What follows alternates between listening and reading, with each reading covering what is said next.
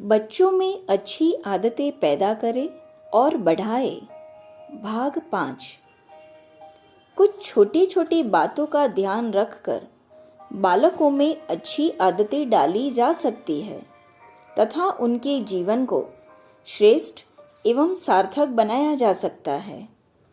यहाँ एक मध्यवर्गीय परिवार के लिए उसकी औसत स्थिति व अनुकूलता को ध्यान में रखते हुए एक आचार संहिता का बोध कराया जाता है, जिसके अनुसार सभी के घरों के बच्चे यदि पालन करने लगे तो उनकी वर्तमान स्थिति की तुलना में कुछ अधिक प्रगति की संभावना परिलक्षित हो सकती है।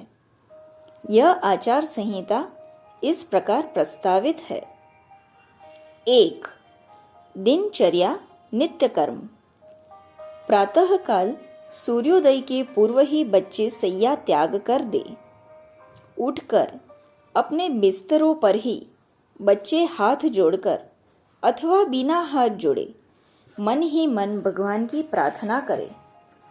यह प्रार्थना अधिकाधिक 5 से 7 मिनट की हो सकती है।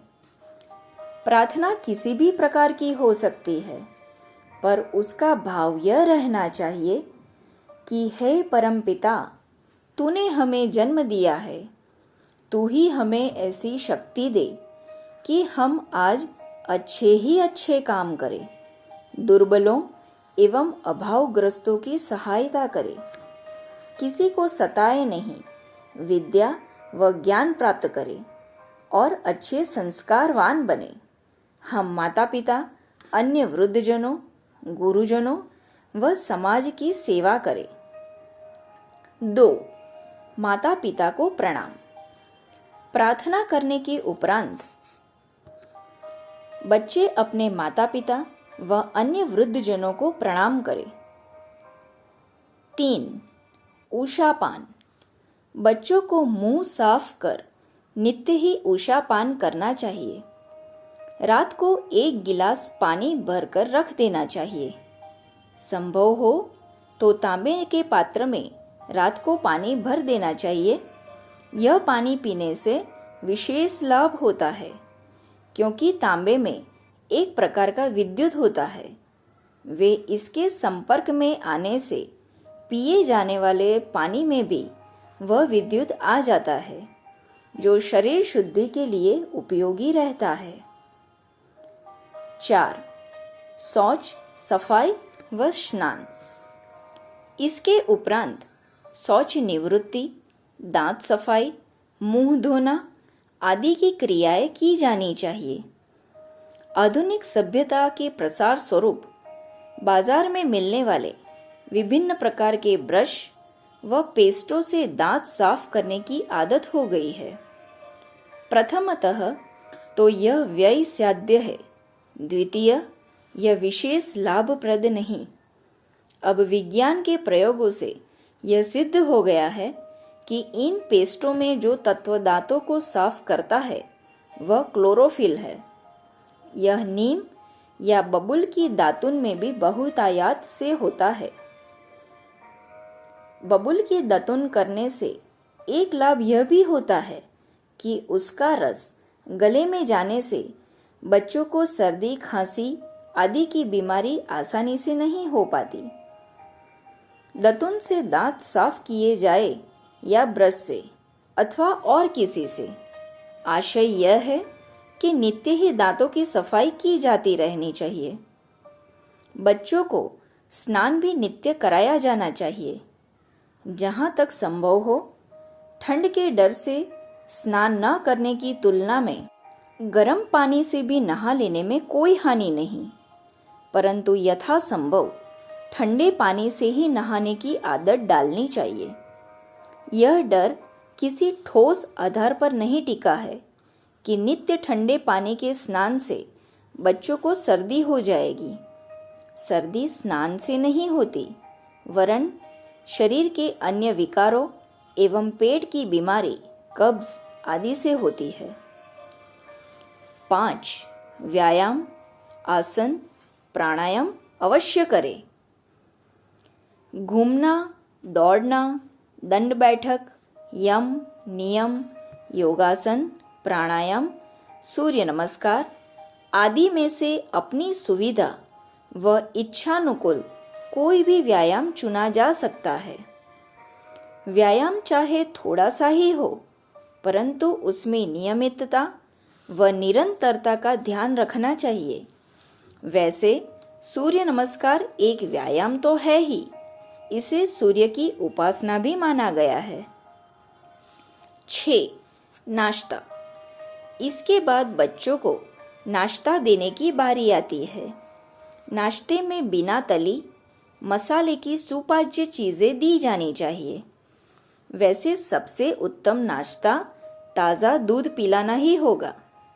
उपासना के बाद नाश्ते की प्रथा डालना इस दृष्टि से उपयोगी रहेगी कि बच्चों में उपासना की आदत पक्की हो जाएगी तथा यह संस्कार भी पड़ेगा कि बिना भगवान की उपासना किए कुछ भी खाना पीना अच्छा नहीं रहता।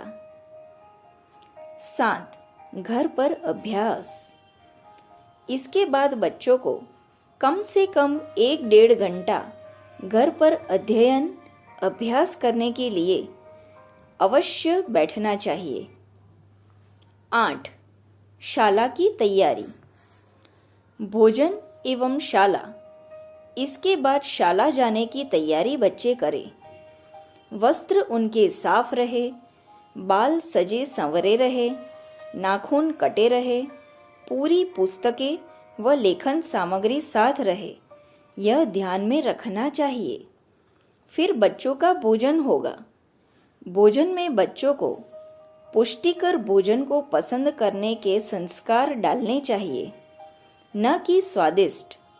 भोजन स्वास्थ्य प्रधान हो, न कि स्वाद प्रधान।